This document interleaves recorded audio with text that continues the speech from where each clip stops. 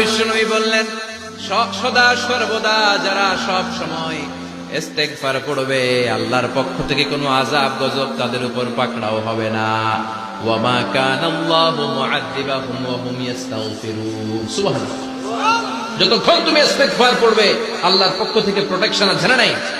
তাহলে চারটা জিনিস পেলেন। এক নম্বরে, বিপদ থেকে মুক্তি দিবে কে?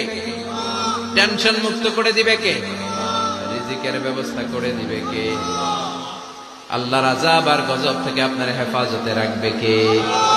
ইস্তিগফার পড়ার 5 নাম্বার ফজিলত হচ্ছে, সব সময় ইস্তিগফার পড়লে আপনি মুস্তাজাবুদ দাওয়া হয়ে যাবেন। কি হয়ে যাবেন? মানে দোয়া করলে কবুল করবে কে?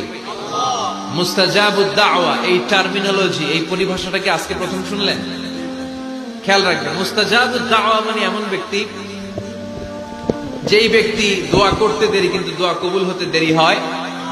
হাত তুলে দোয়া করতে দেরি, মুহূর্তেই দোয়া কবুল করে নেয় কে? আপনি যদি সব সময় ইস্তিগফারের আমলটা করেন, আপনার মুস্তাজাবুদ দাওয়া বানিয়ে ফেলবে কে?